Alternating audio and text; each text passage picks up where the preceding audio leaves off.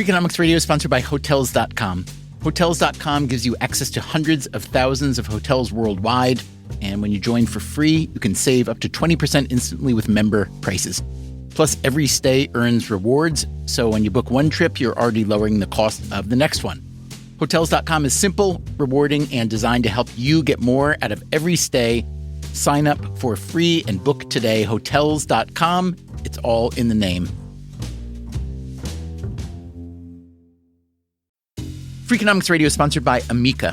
You know what they say, if you want to go fast, go alone. If you want to go far, go together. So go with Amica and get coverage from a mutual insurer that's built for their customers, one that looks after what's important to you together. Auto, home, life, and more, coverage that fits your unique needs. Amica helps you protect what matters most. Visit amica.com and get a quote today.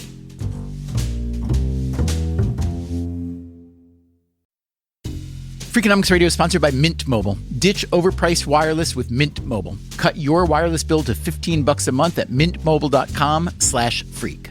Upfront payment of $45 for 3 months, $90 for 6 months, or $180 for 12 months. Plan required, $15 per month equivalent. Taxes and fees extra, initial plan term only. Greater than 50 gigabytes may slow when network is busy, includes up to 20 gigabytes hotspot. Capable device required. Availability, speed, and coverage varies. See mintmobile.com.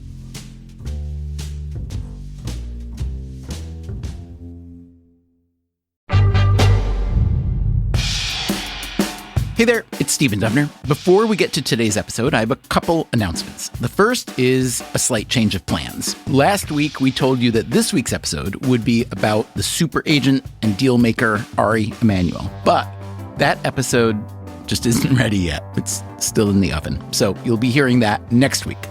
Here's the other announcement. We recently told you about a special series we're working on, a series about failure. We all know failure can be hard to talk about, but there's also a lot to be learned from it. So we asked you to send in your personal stories. We got a lot of replies, but the vast majority were from men.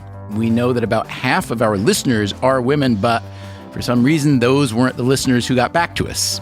It could be that women simply don't fail as much, but we want to hear those stories too. So if you are female and have any kind of failure story to tell, personal, professional, academic, creative, whatever, we want to hear it. Just send an email to radio@freakonomics.com with the subject line failure. Thanks. Now, about today's show. Last month, the federal government announced plans to modernize the U.S. organ donation system. They want to speed up the process by which organ transplant patients are matched with donated organs. They also want to reduce racial inequities in the system.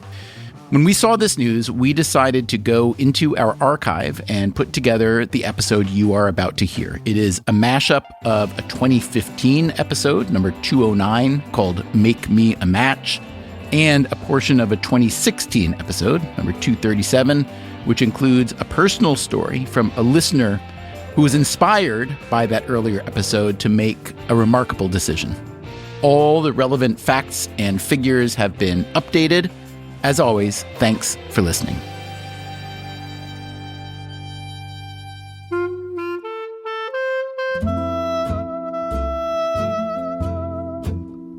Okay, I'm Al Roth, and I'm a professor of economics at Stanford. For many years, Roth had taught economics at Harvard, but he and his wife, who's a human factors engineer, had relocated. We had just moved into our new apartment. We had moved to Stanford in September of 2012. Shortly thereafter, on October 15th, something memorable happened. And my wife woke up around 3 in the morning and said, "The phone's ringing." And I woke up and it wasn't ringing anymore. We only had one phone at that point, and it was in her office, which was downstairs. So I said to her, "It's not ringing," and I went back to sleep. And she went down and got the phone, and it started ringing again. It turns out it's a good thing they call you back. They don't go down their list. And it was the Nobel Committee. Roth, half asleep, was informed that he, along with Lloyd Shapley, had won the Bank of Sweden Prize in Economic Sciences in memory of Alfred Nobel, also known as the Nobel Prize in Economics. Did you think you had a chance? It's hard to answer that humbly. So I knew that I was on the big list of people who, if I won a Nobel Prize, it wouldn't cause the Nobel Committee to be embarrassed. The newspapers the next day would not say craziness in Stockholm.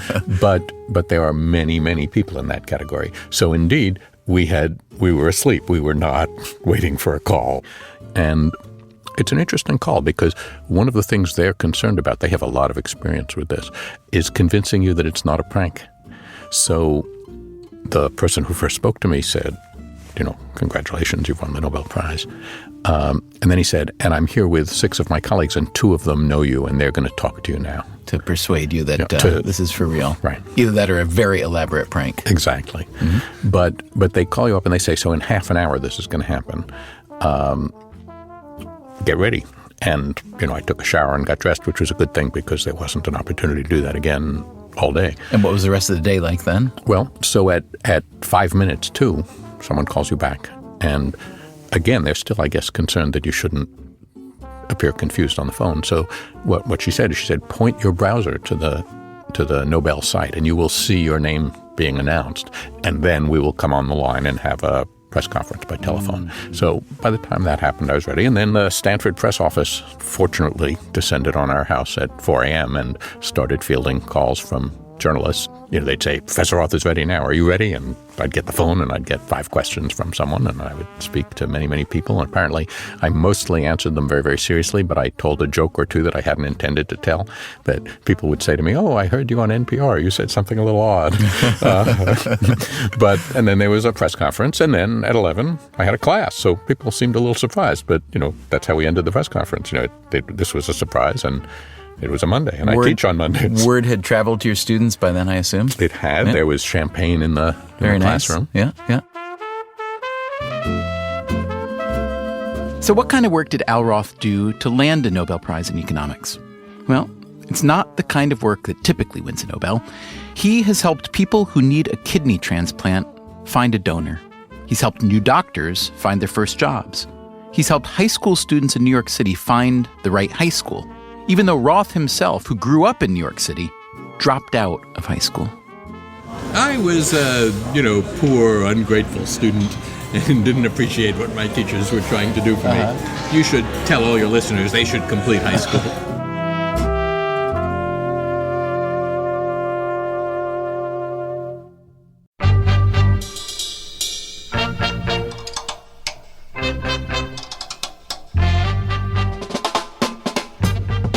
This is Freakonomics Radio, the podcast that explores the hidden side of everything, with your host, Stephen Dubner.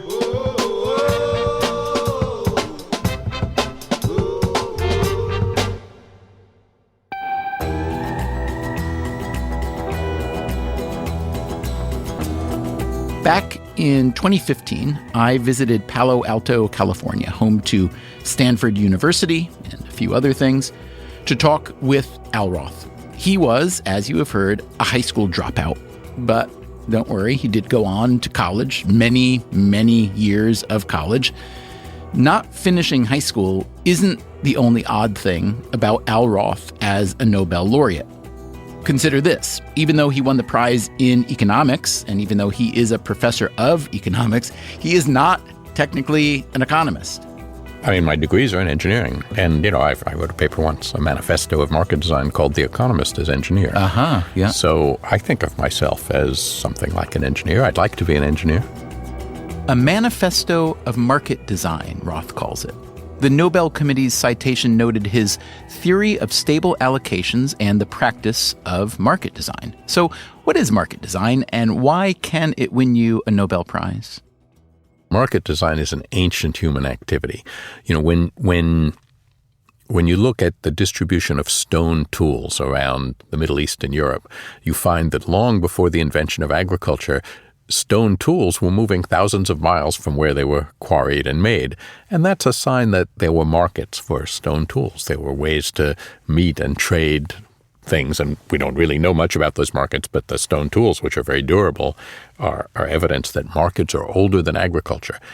But the Stone Age men who traded those stone tools and weapons had to make markets somehow. They had to make them safe. They had to feel confident that they could bring the things they would trade for these stone tools and not be robbed by guys with stone axes who would take their stuff. And that's been a big part of market design for a long time is making markets safe. Today we think about fraud and identity theft and securing your credit card. But there was a time when kings thought about securing the roads against highwaymen so you wouldn't be waylaid on your way to and from the market. So if I were the king of England and I wanted to have markets in England, I had to make sure that the roads were safe to get to the markets. Al Roth has now written a book, a really wonderful book, I should say. It's called Who Gets What and Why? The New Economics of Matchmaking and Market Design. If market design is, as Roth says, an ancient human activity, why does someone like him need to get involved? After all, we're told that markets generally organize themselves, right? There are sellers and buyers, supply meeting demand, with price being the glue that holds it all together. In this regard, the invention of money was a big breakthrough. Barter is very hard because you need a double coincidence of wants. You need to find someone who has what you want and who wants what you have. Right. You happen to have salt, I happen to have wool, and we each want what the other wants, or we find a third party. Right. Well, so finding the third party starts getting you involved in other things. And of course, money is a great market design invention for helping you find third parties because you can sell what you have for money and then go look for what you want. But there are some transactions, entire realms of transactions really, where money cannot do what it does in a typical market, where for whatever reason, supply is not allowed to naturally meet demand with price as the arbiter. And that is where someone like Al Roth comes in handy, the economist as engineer, because these atypical markets have to be set up differently. They have to be helped along. This is sometimes called a matching market. Matching markets are markets where money, prices don't do all the work. And some of the markets I've studied, we don't let prices do any of the work. And I like to think of matching markets as markets where you can't just choose what you want. Even if you can afford it, you also have to be chosen. Mm-hmm. So job markets are like that. Getting into college is like that. Those things cost money, but money doesn't decide who gets into Stanford. Stanford doesn't raise the tuition until supply equals demand and just enough freshmen want to come to fill the seats. Stanford is expensive, but it's cheap enough that a lot of people would like to come to Stanford.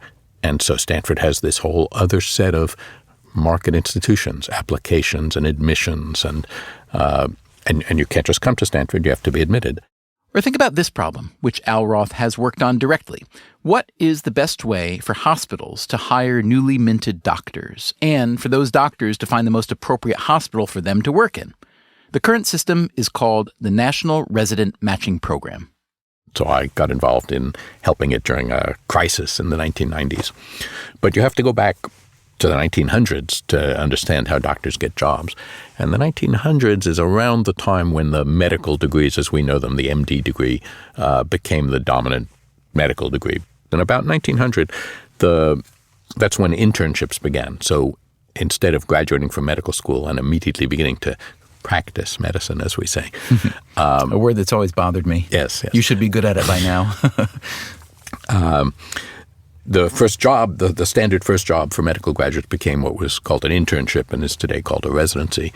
And that's a job where you work in a hospital and take care of patients under the supervision of a more experienced attending physician. And it's a giant part of the professional education of doctors. So it's very important to doctors where they get their internship and residency. And it's very important to hospitals because the interns and residents are a very important part of the labor force of a hospital. As Roth tells it, there was an arms race between hospitals for the best future doctors. They began grabbing medical students earlier and earlier, sometimes 2 years before graduation. And when you try hiring people 2 years in advance, it's hard to tell who the good doctors will be. It's also hard for the doctors to tell what kind of jobs they want. So the medical schools intervened. In 1952, they created the National Resident Matching Program. They developed a marketplace that has a form that has survived till today, although my colleagues and I have helped modify it since then.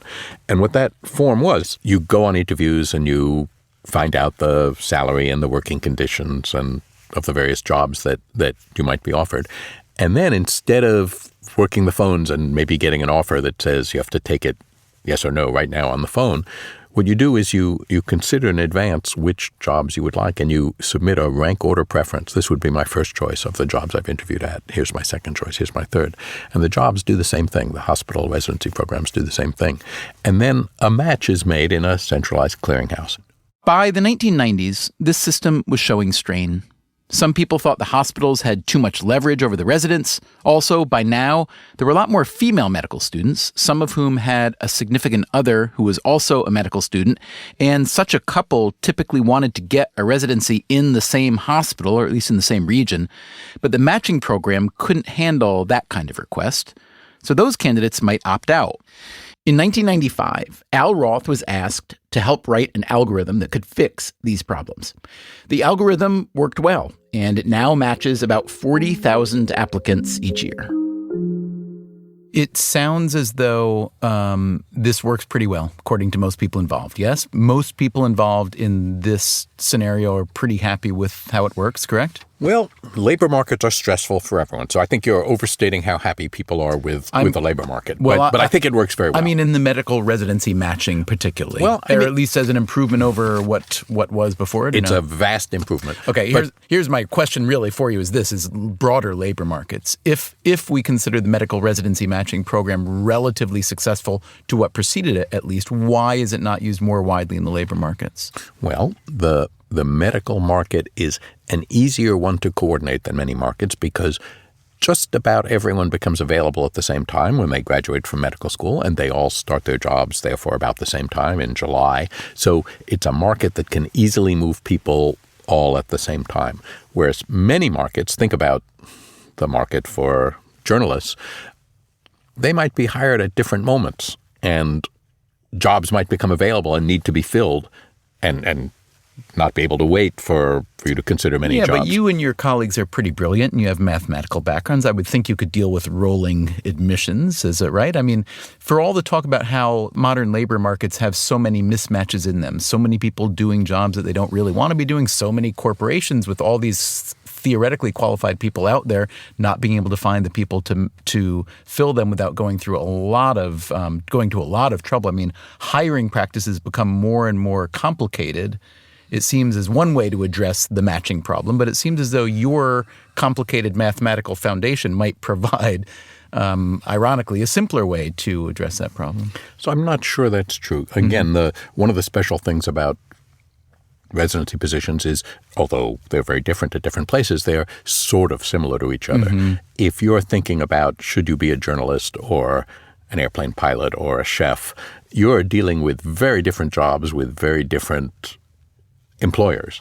And one of the things that we do in the medical match is we make all the jobs available at the same time. That allows you to consider them, to have preferences over them.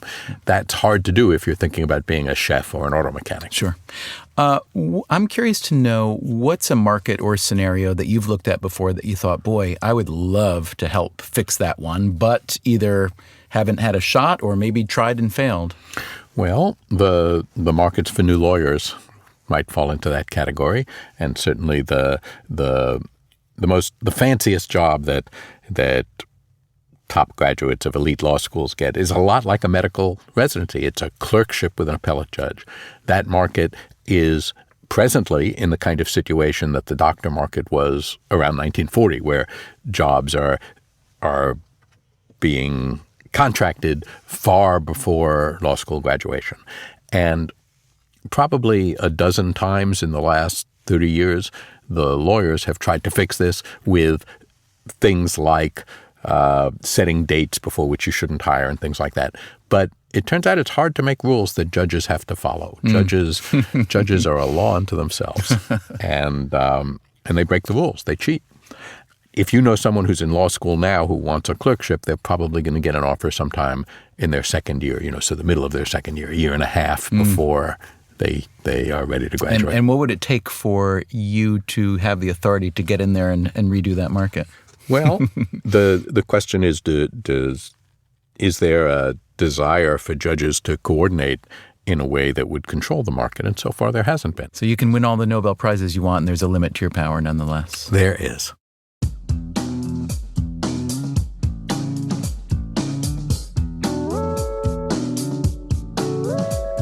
As complicated as it may seem to match future lawyers or doctors with their employers, consider an even more complicated match. A person who will die unless they can get a kidney transplant. You can't buy a kidney. You can't pay for somebody's college education to get a kidney. You can't buy them a car. It's illegal in the United States to obtain a kidney through any kind of valuable consideration. That is Ruth Ann Leishman. I'm the program manager for the Kidney Pair Donation Program at the United Network for Organ Sharing. The United Network for Organ Sharing, or UNOS, maintains the registry of all the people in the U.S. who need an organ transplant, at least for now. The Biden administration's new modernization effort would put some of UNOS's current responsibilities up for bid. According to the National Kidney Foundation, out of the roughly 122,000 people awaiting an organ transplant, more than 100,000 of them, roughly 80%, need a kidney.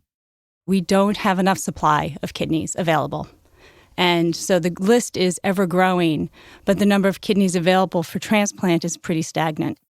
It's estimated that 13 people die each day in the U.S. while waiting for a life-saving kidney transplant. And that's because, as Leishman says, the demand for kidneys keeps rising, but the supply hasn't risen to meet it. Now, why is that? Consider where most donated organs come from. They primarily come from cadavers, from people who have died, but who have died under just the right circumstances, from a brain trauma, for instance, to allow their still functioning organs to be harvested for transplant. Only about 1% of the population who die are actually able to donate their organs. So if you need a heart transplant, let's say, you are waiting for a cadaver organ.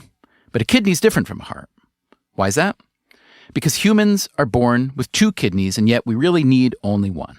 Which means that in a country like the U.S. with a few 100 million people, there are potentially a few 100 million spare kidneys out there.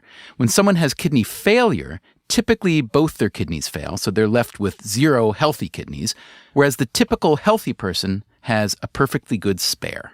So while it might seem that there is a massive demand for donated kidneys, remember there are more than 100,000 people on the list, the fact is that the potential supply is really massive. Here's Al Roth again.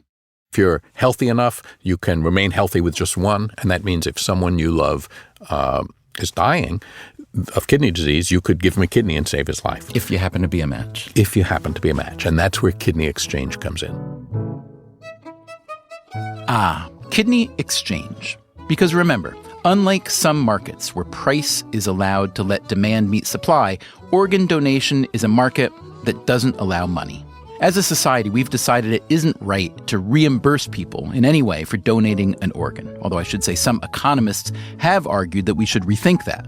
But for now, at least, kidney donation is reliant on altruism, which, judging by the backlog of kidney patients waiting for an organ, isn't working so well. And that's why Al Roth got involved.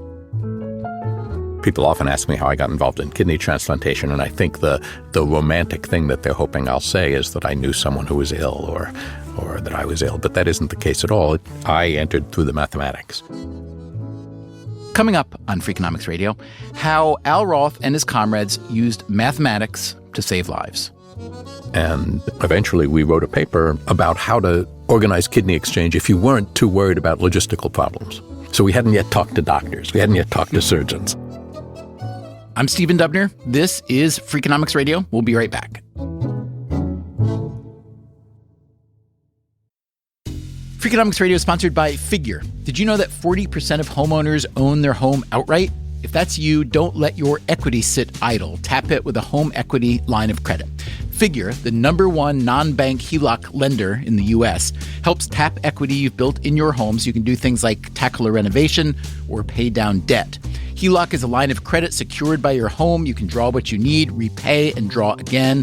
Figure offers a 100% online application. Get approved in 5 minutes and funding in as few as 5 days. It's faster than a bank loan and cheaper than a personal loan. Check your rate today without impacting your credit at figure.com/Freakonomics. This post is sponsored by Figure, NMLS ID 1717824. Figure is an equal housing lender. For more information about their licensing, visit nmlsconsumeraccess.org. Figure's HELOC is subject to credit approval and terms apply.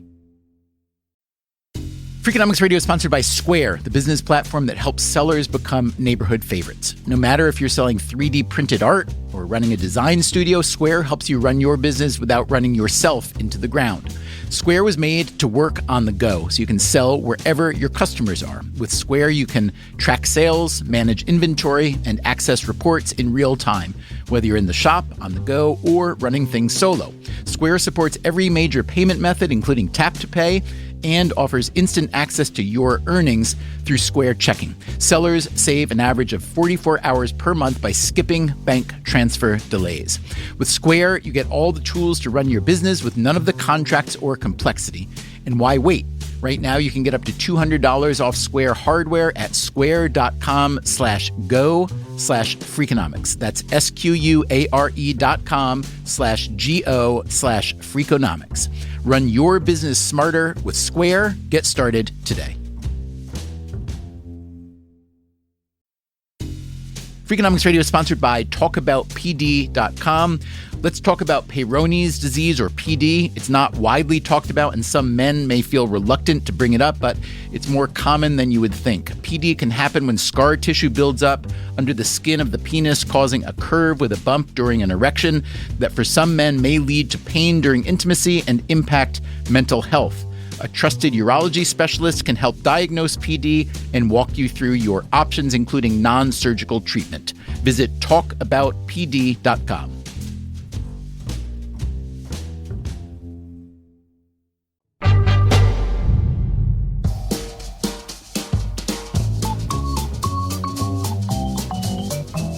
Al Roth, high school dropout, Nobel laureate, author of the book Who Gets What and Why, began working on organ donation more than 40 years ago, as it turned out. So, in 1974, in Volume 1, Number 1 of the Journal of Mathematical Economics, Herb Scarf and Lloyd Shapley, with whom I eventually shared a Nobel Prize, wrote an article about how to trade indivisible goods when you couldn't use money. And this was a theoretical argument. It was entirely. Yes. Entirely theoretical. And sort of whimsically, they said, let's call the objects houses. And let's suppose everyone has a house, and people have preferences over houses, and they can trade houses, but they can't use money. All you can do is barter. You can say, I'll trade my house for yours, or you could do it among three people. You know, I'll give you my house, and you give someone your house, and he gives me his house. But that's all you can do. How would trade work? So they wrote a paper about that, and I had just gotten my PhD in 1974 when this article came out, and I read the article and I thought, what an interesting problem to think about, how to trade without money. So I wrote some articles about that too, with Andy Postlethwaite and still theoretical, or did you entirely theoretical? Okay. We were talking about how to trade houses, and of course, no one trades houses without money. I can tell you, I've just bought a house in California, and money played a role. But it's, you know, the way economists learn about things, the way mathematical economists learn about things, is a little bit the way children learn about things. You find toys to play with, and then by playing with the toys, you gain experiences that might help you with other things. So this is a toy, this toy model that allows you to think about the question of how to trade goods when you can't use money, and when you can't divide the good. You can't say, you have a big house and I have a little house, so just give me half of your house for my house. You know, you say houses are indivisible. We have to trade.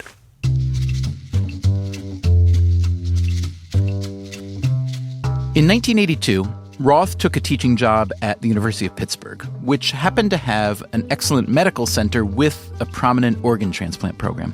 Roth began thinking about kidneys from the perspective of supply and demand. Again, there's a seemingly huge demand for donated kidneys, but in fact, a much, much larger supply of potential kidneys for donation, since healthy people have two but only need one. So let's say that your spouse or sibling or parent needs a kidney transplant. You could voluntarily undergo surgery to give up one of yours. if that is, you happen to be a biological match. If you aren't a match, then you're healthy enough to give someone a kidney, but you can't give the person you love a kidney. So there they are with an indivisible object that we had been calling houses, but now call it a kidney. Right. And here are these incompatible patient-donor pairs, and they have an indivisible object, and it's against the law to buy and sell kidneys for transplantation. So all of a sudden, this toy model that we'd been playing with that didn't make a lot of sense for houses because we use money for houses made sense for kidneys. Because was there a light bulb moment for you where you saw that the kidney was the, concrete version of what had been discussed in this model, or no? Again, I'd like to say that there was, but there wasn't. Okay. Were you looking for something to plug into that model? I was looking for a teaching tool. I was teaching the model, and my students would say, this is an interesting model, but isn't it a little silly? We use, here in Pittsburgh, we use money for houses, Professor. And I'd say, yes, but this is a toy model. You should study it. But there we were at Pittsburgh, and we had all these transplants going on. And I said, well, so supposing it's kidneys. So we talked about kidney exchange without my ever thinking it would become a practical thing. I was not seeking to design kidney exchange. But in 1998, I moved to Boston to teach at Harvard. And in 2000, the first kidney exchange in the United States was done in New England. That's an exchange between incompatible patient-donor pairs, as Al Roth calls them, two couples, let's say, with the healthy member of each couple agreeing to give a kidney to the needy member of the other couple. The first kidney-paired exchange ever took place in South Korea in 1991. The first U.S. exchange that Roth mentioned happened at Rhode Island Hospital in Providence. Then it was covered in the press. It was an unusual thing. And there I was. I had notes about kidney exchange. So with a former student of mine from Pittsburgh who was visiting at Harvard, Utku Unver, I said to him, look at this. There's kidney exchange. Let's give a class. I was teaching a market design class. Let's give a class on how we would do kidney exchange. And meaning this one had happened without your help? Yes. And you looked at this and thought, hey, if this is happening on a small scale, we can maybe help organize it. We have played all these years with toy models. We know how to organize on a large scale trade among people dealing with indivisible goods when you can't use money. We know a lot about this. Several other economists began thinking about the problem. And eventually we wrote a paper about how to organize kidney exchange if you weren't too worried about logistical problems. So we hadn't yet talked to doctors. We hadn't yet talked to surgeons, although... where the kidney needs to be right, and just what kind the preparation is for surgery and so on. And how hard it is to do big exchanges compared to little exchanges. So we sent the paper to all the surgeons we could think of, and only one answered. It was Frank Delmonico. And he was That's a good one to have answered then, as it turns out, right? Yeah. Absolutely. Okay. He was the director of the New England Organ Bank, and he came to lunch, and he and I have been colleagues on kidney exchange and other things for more than a decade now.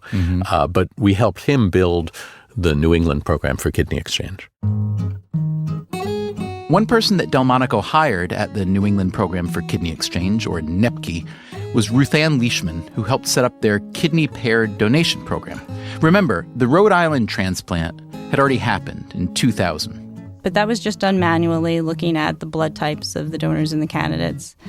And then in 2004, we started working with Alan using his optimization program. The idea behind using Al Roth's algorithm was to make it so transplant centers could simply enter the medical and demographic data on potential organ donors and recipients, type in a few keystrokes, and then voila, it would produce a match. It would really be impossible to do this by hand because of the number of antibodies that we're talking about and the number of people that we're talking about. We really need a computer to look at it, not just to do any kind of matching, but really to optimize the matching. Matching a potential kidney donor is harder than it sounds. Not only does any given person have one of 4 major blood types, but we also each have our own stew of antibodies and antigens. We're born with a certain amount of inherited antigens, but when our bodies encounter foreign antigens, we develop antibodies that battle them. This can happen during a blood transfusion, for instance. That was the case with a Minnesota woman named Julie Park. What really happened was I broke my leg about 5-8 years ago. And unbeknownst to me, they gave me a blood transfusion during it. And that just changed a bunch of antigens and antibodies, and enough so that Ray no longer was going to be a match for me.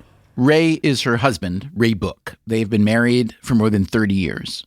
Julie and I went to high school together, didn't know each other, had one date when we were freshmen at the University of Minnesota. I told her I'd get back to her, and at our 20-year class reunion, I got back to her. Julie and Ray have one daughter, 3 grandchildren. Julie has been a type 1 diabetic since she was 8 years old. And it basically, has caused all my medical issues over the years. Julie got her first kidney transplant when she was 35. It came from a deceased donor. And it lasted me quite a while, and that was great, like 26 plus years. And then that one, for whatever reason, was failing. So all of a sudden I needed another one. Ray's blood type is O, which means he's a universal donor. We were kind of going down that road thinking he'd be able to donate to me someday. But after that blood transfusion, Julie was told by her doctors that Ray was no longer a match. In Julie's body, Ray's kidney would have failed. Ruth Ann Leishman is familiar with Julie's case. She had a lot of antibodies. 94% was her antibody level, which means basically she only matches with about 6% of the population. So if Julie went the route that got her her first donated kidney, it likely would have taken a long time to get another one. Given her particulars, one doctor told her, she could wait 5 years or more. Years which, as Leishman describes, are hard on anyone with kidney failure. And then they're waiting on dialysis, and then 3 days a week they go into a dialysis unit to have their blood cleared of the toxins that the kidney usually removes. Or they're at home at night doing home peritoneal dialysis.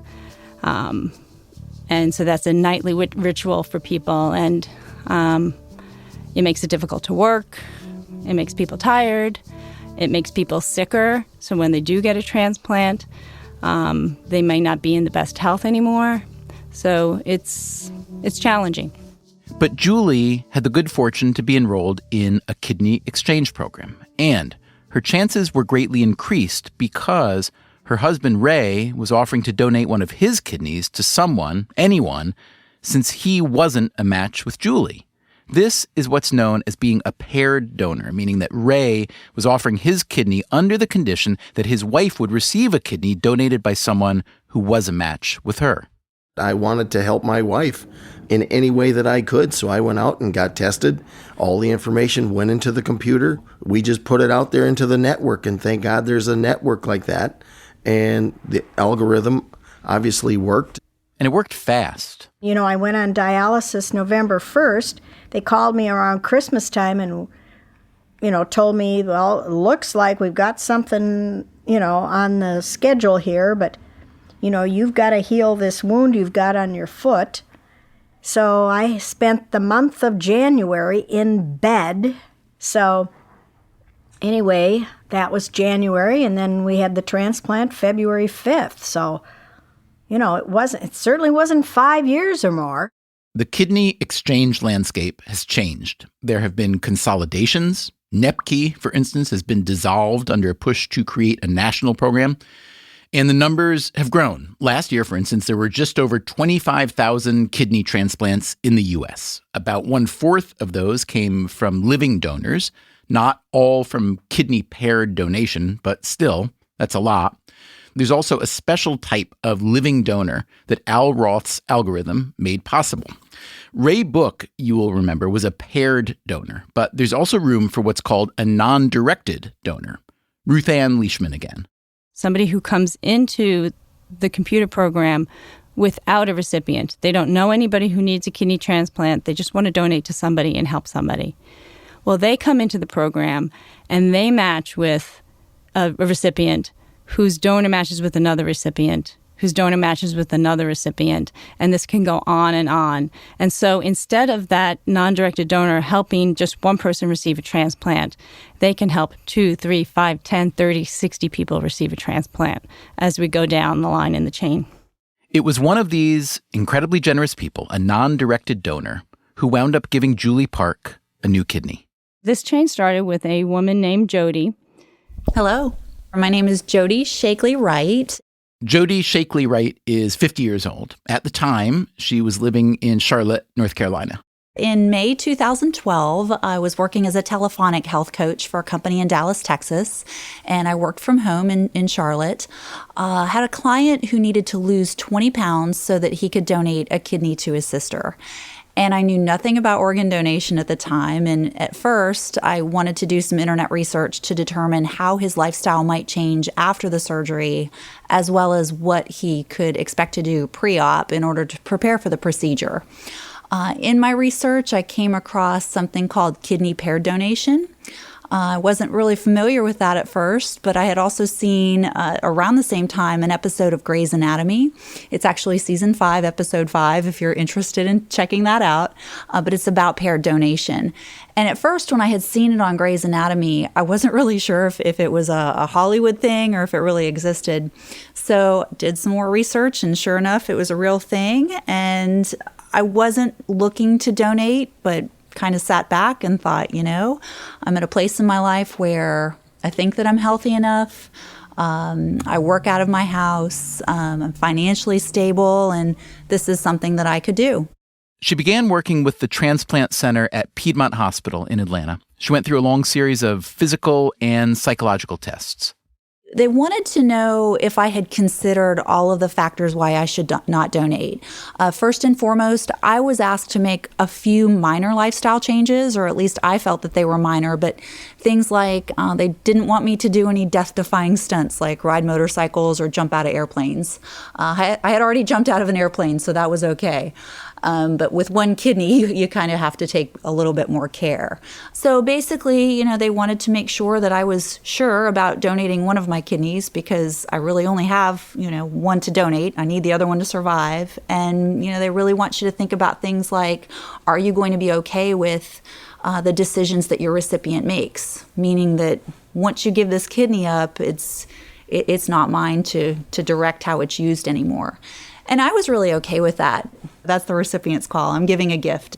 After passing her tests, Shakely Wright's information was entered into the computer program used by the kidney paired donor system, and the algorithm went to work on her data.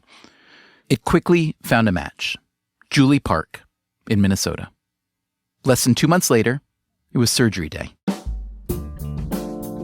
My surgery was in Atlanta, first thing in the morning, and once they remove my kidney, it's put in a styrofoam container, and it's put on a commercial flight and was flown to Minneapolis.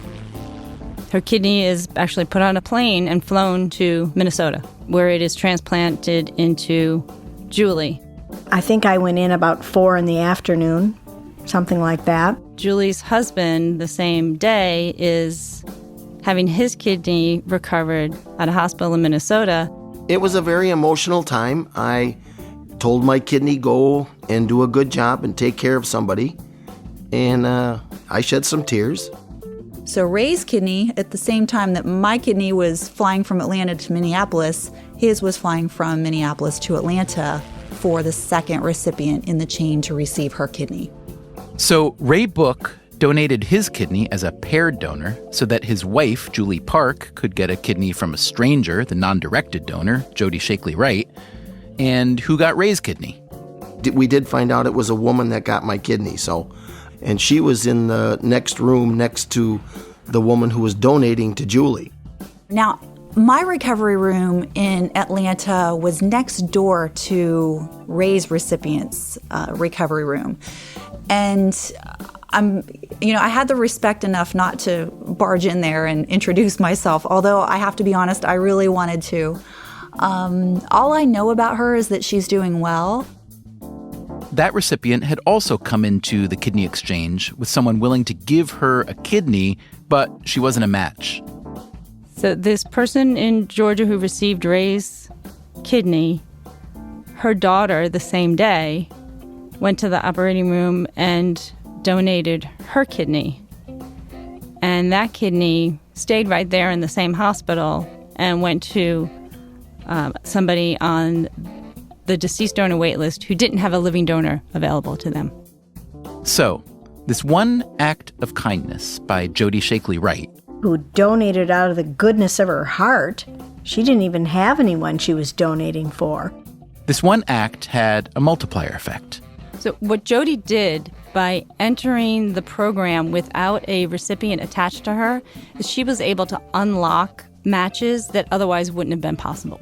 It also wouldn't have been possible without the algorithm created by Al Roth and his colleagues. In 2022, there were over 1,000 paired donation transplants. In 2000, we had 2.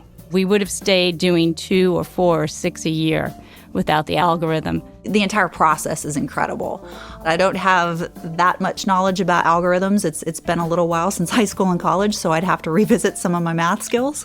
But I do know that it's amazingly complex, and just to match blood types and antibodies, and especially knowing that at this time there are almost 124,000 people in need of an organ. So how somebody begins to sift through all that is beyond me. But thankfully, it's not beyond everyone. Al Roth again.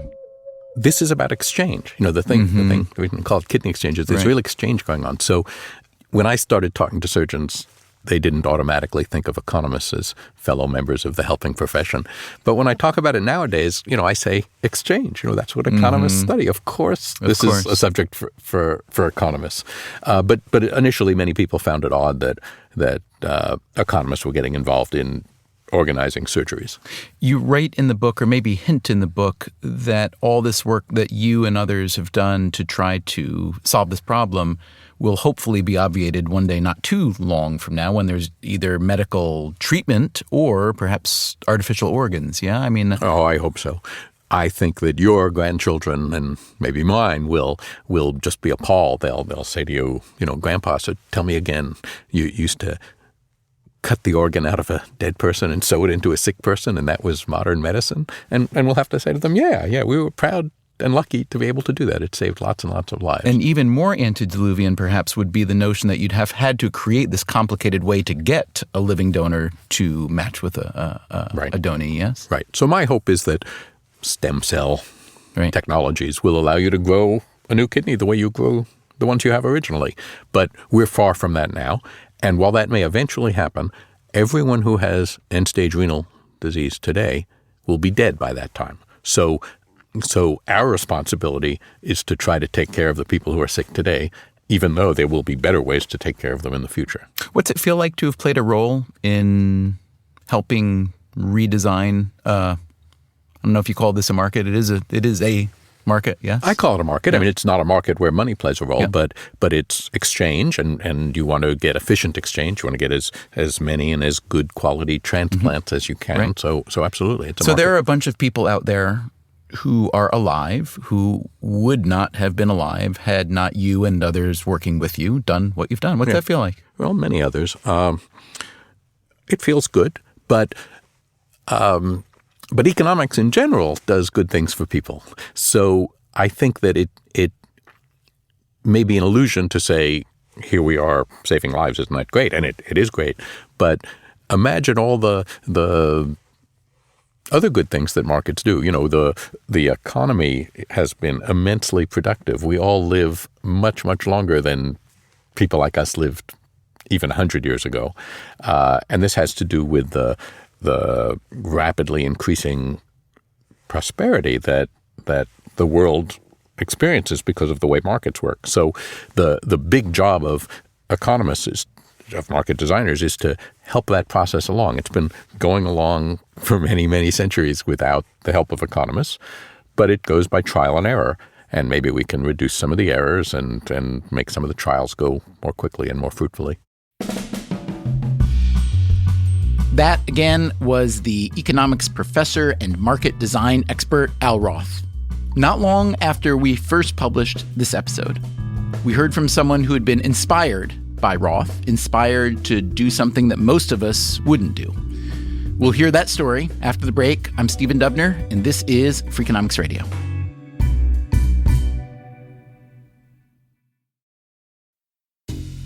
Freakonomics Radio is sponsored by Cash App. When it comes to Bitcoin, you may be surprised to know that it was invented way back in 2008. If you still haven't made the jump to Bitcoin, Cash App makes it easy. When you buy Bitcoin on Cash App, they hold real Bitcoin for you, one-to-one, and you can withdraw it anytime. It works more like real money and less like something locked in an account. No extra steps, no restrictions, just access and control when you need it. For a limited time, new customers can get $10 added to their balance. Just use code BITCOIN10 when you sign up. And don't forget this part, send at least $5 to a friend in the first 2 weeks. Terms apply. Cash App is a financial services platform, not a bank. Banking services provided by Cash App's bank partners. Bitcoin services provided by Block Incorporated brand. For additional information, see the Bitcoin disclosures at cash.app/legal/podcast.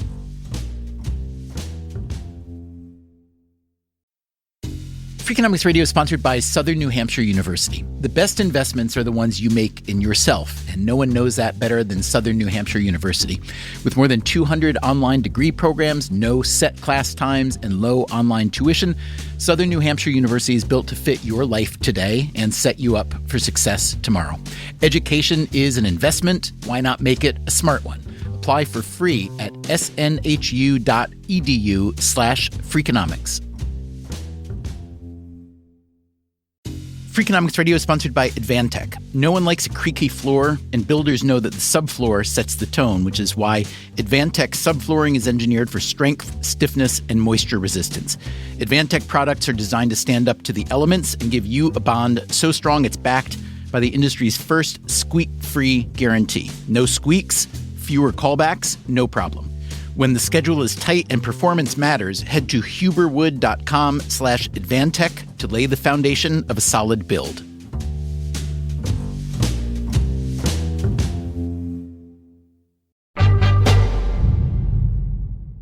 Okay, hello, Ned. Stephen, how are you? Hey, great. How are you? Nice to meet you. Nice to hear you.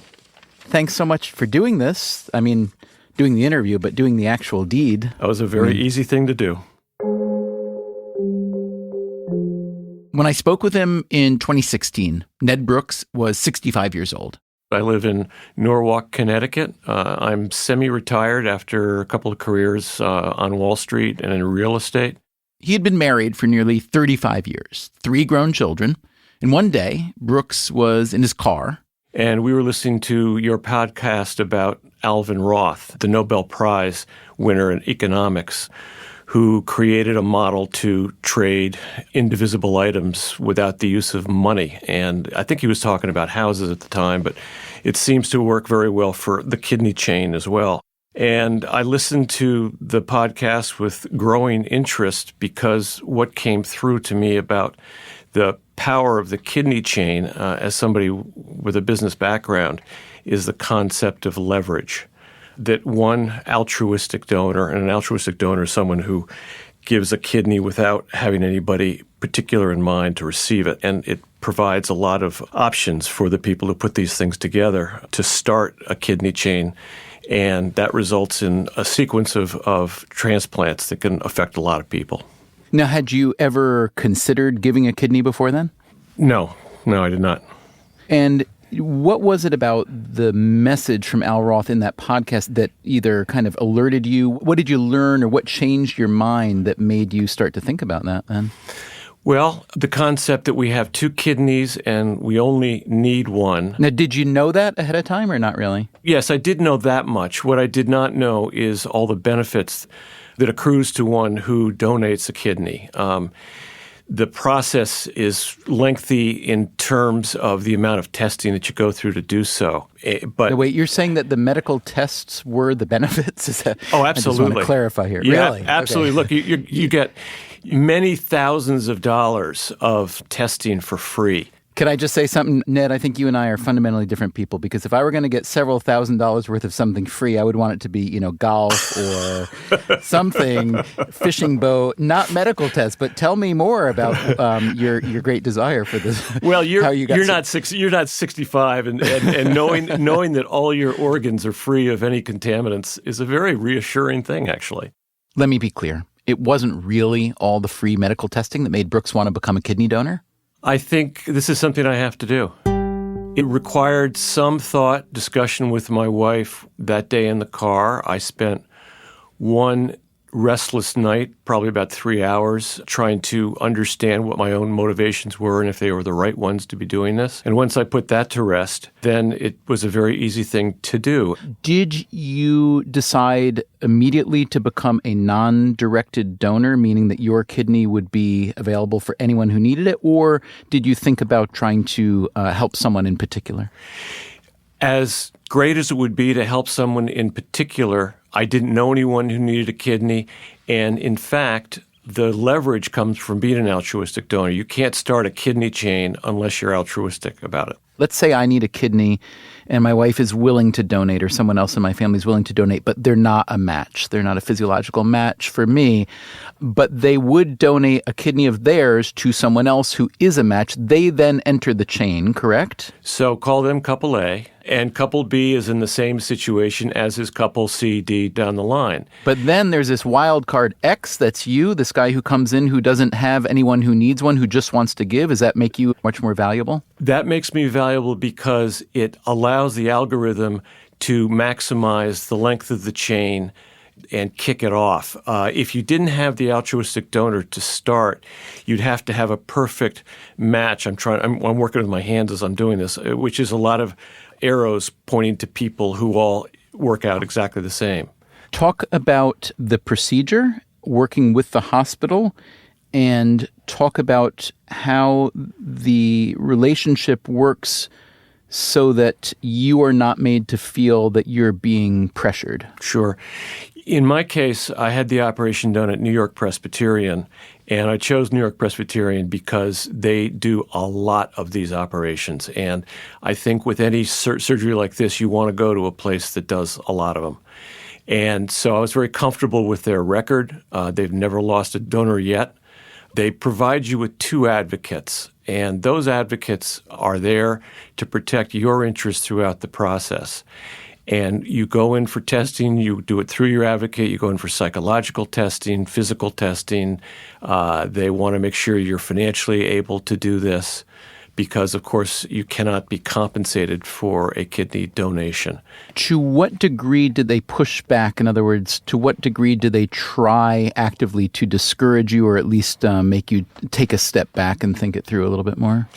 They didn't actively discourage me. The psychiatrist probed quite a bit, but after I seemed to have satisfied her on the answers, that was the end of it. What they will not do is they will not come after you to keep you coming to the hospital for every procedure that needs to be done. In other words, they set the time and the date for your next appointment, and they won't call you. It's up to you to make sure you're there. Oh, that's interesting. Yeah. And at no point did they catch on to the fact that you were just in it for the free medical testing? Actually, yes. The doctor I spoke with there said this is a little-known secret, but the testing is so good that everybody should at least start out to be a kidney donor and find out how their tests go. That is a secret that I'm guessing they really don't want broadcast, because I can see an army of senior citizens flooding in there for their tests, only to say, I think I'm going to hang on to the other kidney. And then talk to me about your family's response. Was everybody on board? My wife was supportive. As I said, I have 3 children. One was very supportive, one was skeptical, and one was opposed. And I guess that's what you get when you get 3 children. But the skeptical one and the one who was opposed turned around once they felt like they got a lot more facts about it. It's a very safe procedure relative to surgery in general. And once they understood that, then I think their reservations went away. I understand you wrote a letter to your family when you had gotten pretty far along in the process. By then you'd undergone some of the testing? Yes. Do you happen to have that letter handy? Actually, I do have it here. If you don't mind giving that a read, that'd be great. Sure. Okay. This is a letter that I wrote to my family when I realized that this is what I wanted to do, and I wanted to inform them all at the same time. So I sent them an email, and it goes like this. All. As you've commented upon, I've had a number of medical tests over the summer. I did not fully answer your questions about those because I wanted to wait until I had cleared all the tests. I'm happy to report that I'm about as healthy as is possible for a 65-year-old male to be. Back in the spring, I was listening to a Freakonomics podcast about a man who won the Nobel Prize in economics for constructing a model of a market to trade indivisible objects without the use of money. He was thinking about houses, but it turns out that the model works very well for other things. His work had been used to create an extensive network for the matching of kidney donors and recipients. The more I listened to the podcast, the more fascinated I became as I learned that just one altruistic donor, a person who donates without a targeted recipient, can launch a chain of kidney transplants that can number as high as 43. I spoke with the National Kidney Foundation and learned more about the process. I registered as a potential donor and began an extensive series of tests at New York Presbyterian, which have now concluded with me being accepted as a kidney donor. So, why am I doing this? Many of our friends and acquaintances have had their share of health challenges in recent years. It is mightily frustrating to watch the pain and suffering and be unable to be any help. I, on the other hand, am in perfect health. I have no need for my second kidney, and I appreciate that my actions may greatly benefit the lives of not just the recipients of those kidneys, but their entire families. Without it being too much of a stretch, my one wholly redundant organ can potentially change and improve the lives of hundreds of people. There were 5,355 kidney transplants from living donors last year, and there are over 100,000 people on the wait list right now for a kidney. The operation is several hours. They start about 3 a.m. in order to catch the morning flights around the country, particularly Los Angeles. LA does more transplants than any place in the country, and New York Presbyterian does the most east of the Mississippi. They will have me walking that same day, and I should stay 2 days in the hospital. I will be uncomfortable for 2 weeks and fully recovered after 4 weeks. The operation is laparoscopic with a single incision in the abdomen. I've been working hard with my trainer on my abs. My advocate tells me that because I am blood type O, a universal donor, and an altruistic donor, I will light up computer screens across the country when they list me tomorrow. I'm happy to report that Mom is fully on board with this. I could go on for a while, but I think you have the picture. If you have interest in hearing the podcast that inspired me, you can find it here, and then I note the Freakonomics page and the short Freakonomics blog on the subject here. Let me know if you have any questions. Love you all. Dad. The left kidney that Brooks donated wound up launching a 3-recipient chain. I knew nothing about my recipient until the day of the surgery when I was told that it was a 37-year-old female in Denver area and that she was very, very sick and unlikely to find a donor anytime soon, and that this was a real 1 in a million match. Did you know anything about the cause of her illness, and would that have mattered to you if you did know? No, I had no idea. Look, you're not getting paid. You might get thanked. You might not get thanked. You're doing this for your own set of reasons. Was it important to you that that person appreciate those reasons or appreciate you, or did it not really work that way for you? This is where the leverage comes in. They ask that same question in the initial stages in a little bit different way. What they ask is, if something happens to your recipient, how upset are you going to be? Quite frankly, my answer was, this is multiple people who are getting a transplant because of what I'm doing. And if one of them doesn't work out, I'm terribly sorry, but it's going to change the lives for all the others. So, Ned, you learned a little bit about your recipient, and from what I understand, you've been in contact. You received a letter from her, is that right, expressing her thanks? The way this works is I go through my advocate at the hospital, writing a letter to the recipient that goes to the advocate at her hospital to her. Then if she chooses to do so, she comes back to me with whatever she wants to say. And then through the advocates, I go back and disclose my identification. Then she does that back to me if she wants to. And that's the way it worked. And we've exchanged emails, and I've gotten Christmas cards from her family and so forth. So you haven't met with her or spoken with her by phone? I have not met or spoken with her, no.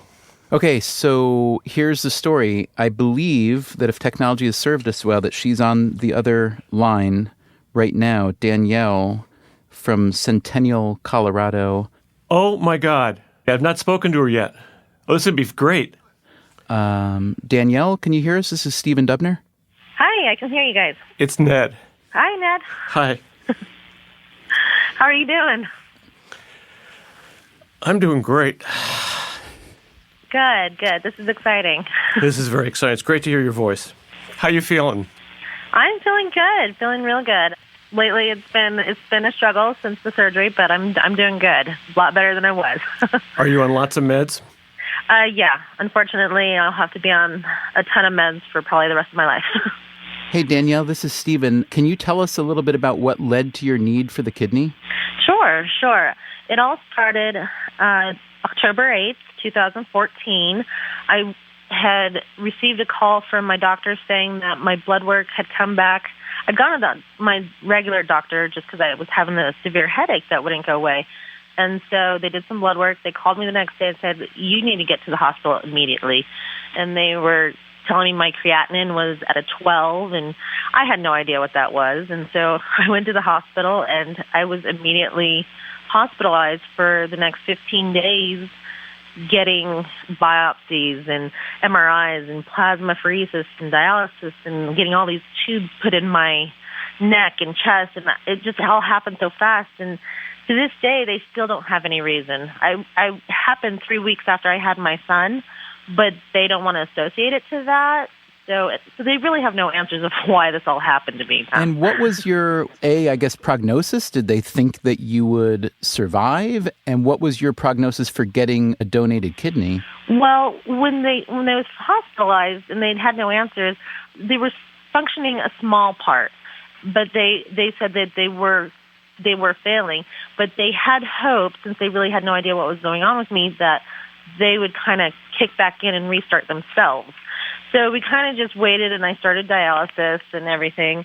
And while we were waiting for those next couple of months, I actually tried acupuncture for, organ treatment specifically for that. I was trying everything. And I said, you know what, I'm not going to wait any longer for them to restart. I better get on this transplant list now. So come January of 2015, I started the process of getting on the transplant list and starting there. And what were you told about how long that would likely take you to get a donated kidney? Well, it came back that I had antibodies in my blood from blood transfusions that I had during the hospitalization. And since from having children, they said I created all these antibodies. So it made me a very rare match I wasn't a match to any of my family. And so they said because of my rare antibodies, I could possibly be on the list 5 to 6 years. So that's the kind of range they gave me back in January of 2015. Then I was looking at 5 to 6 years being on dialysis. Wow. How long was it before you heard that there was a donor? Well, it was probably come May of 2015 that I started getting word. Me and my father, we decided, since I was having such a hard time and nobody in my family matched with me, my father really wanted to donate on my behalf. So we heard about the paired donor program through the hospital, and he wanted to donate his kidney on my behalf. So it was probably around May of 2015 that we started the chain process. And I had several chains lined up throughout the summer of 2015, but they kept falling through due to scheduling, and with some part of the chain, it kept falling through. So I had many chains lined up throughout the summer, and it was finally in August that we found, I guess, Ned was matched to me, and we got the surgery date of September 22nd, and it kind of just happened really quickly from there. Way to go, Ned. Thanks. What's it feel like for you, Ned, hearing Danielle talk now? She's obviously in a much better situation today with your kidney in her than she would be without. So what's that feel like to hear her on the other end of the line? It's emotionally very powerful. It means a lot, a great deal. Yeah, it was a real struggle going through dialysis in the last year. I had to do 4 hours of treatment 3 days a week. So basically it took 15 hours out of my time every week, and I would go into a dialysis center, and the first thing you do is you get checked in, and they do your blood pressure, your weight, your temperature. They go through, all your symptoms that you're feeling, and there's really no privacy when they're doing that. I mean, the next patient's 5 feet from you in their chair, and you're talking about all your bodily functions that are not going well for you with all the medications you're taking and everything. And it takes away a little bit of your integrity having to do that so publicly. And then just to sit there for 4 hours doing nothing. I can't get up. I can't move. My blood is just sitting there. You're watching your blood go through this machine, and it's really, really depressing. And it was hard for me. I mean, I cried the first couple times just because I would sit there and I'd look around, and I was the youngest, obviously, in the whole building at 37 years old. And I was the only one driving myself there. And, it's just a really hard and depressing time to spend, in your day. So it was really hard for me to do because I had 2 small children as well. It's remarkable. You say you were crying then. Now you sound so strong. Ned's on the other line blubbering there. I'm on the border holding it together. So it's emotional every time I talk about my story too. So I'm curious. You said that your dad had entered the donor chain. Did he end up giving a kidney? And if so, does he know who the recipient was? He ended up giving his kidney, and all we really know is that it went to Connecticut, over there where Ned is, and we have not heard from the recipient on that end. I have a copy of the letter that you wrote to your donor. It's unclear to me whether you knew exactly who Ned was at this time. It begins, "To my wonderful kidney donor." I don't even know where to begin. And I've already started to cry. Sorry. Okay. I have nothing to do with either of you, and I'm crying, okay? So, but then toward the end, you write, "Just to let you know, your kidney is doing awesome." And I'm already getting my energy back. Danielle, what's it like to have this guy, Ned's kidney, inside of you? Do you feel whole again? Do you feel different? It was amazing because the very next day after surgery, I felt incredible. I felt 100% different. I didn't feel any of the symptoms that I was having before with the illness and the nausea and the anxiety and everything I was going through. I immediately felt better. My body felt better. And, I was eating and drinking the foods and liquids I was restricted to for so long. And it's just, I do have the energy again. And it's amazing how much better I feel. And, I don't know if he had any, food habits that I've picked up, but.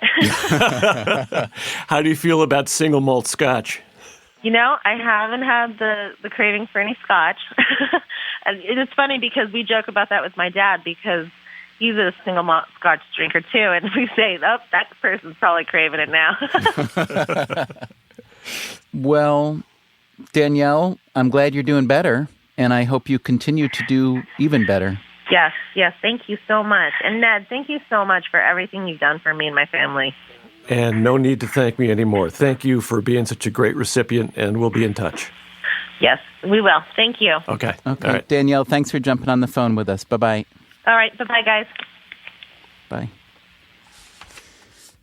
Well, Ned, how do you feel now? Look and see what you've done now. Boy, I was shaking in here. This is really something. She's a great person. Well, I know you didn't do it for the thanks. Right. But thanks. My pleasure. Ned Brooks, inspired by his own experience and the need for more kidney donations, started an organization to help build more altruistic kidney donor chains. It is called the National Kidney Donation Organization. Last year, they helped recruit about 600 living donors. They can be found at nkdo.org. Coming up next time on the show, as promised, a sit-down with the CEO of Endeavor, Ari Emanuel. I still shave my head on the same day that they shave my head. I'm 62, and I still do it. It's insane. Freakonomics Radio is produced by Stitcher and Renbud Radio. The original episode, Make Me a Match, number 209, was produced by Greg Rosalski. And the conversation with Ned Brooks originally aired as part of an episode called Ask Not What Your Podcast Can Do for You, produced by Irva Gunja. That's episode 237. Our staff includes Julie Canfer, Zach Lipinski, Morgan Levy, Ryan Kelly, Alina Coleman, Catherine Moncure, Greg Rippin, Rebecca Lee Douglas, Sarah Lilly, Eleanor Osborne, Jeremy Johnston, Jasmine Klinger, Daria Kleinert, Emma Terrell, Lyric Bowditch, and Elsa Hernandez. The executive team of the Freakonomics Radio Network is Neil Carruth, Gabriel Roth, and me, Stephen Dubner. Our theme song is Mr. Fortune by the Hitchhikers. Our original music is composed by Luis Guerra. As always, thanks for listening. I've listened to you for so many countless hours that actually sitting here talking to you, I feel like I'm in my car. I hope you don't talk back to me when you're in your car. I don't know, maybe that wouldn't be a terrible thing.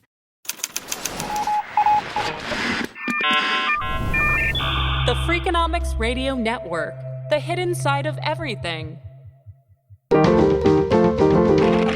Stitcher.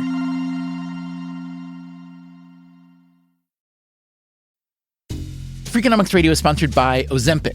Innovation happens through rethinking what's possible, and when it comes to GLP-1s, Ozempic pill does just that. Learn more about Ozempic semaglutide tablets, 4 and 9 milligrams, by calling 1-833-OZEMPIC or visit Ozempic.com to view the medication guide and ask your doctor what's possible with FDA-approved Ozempic pill.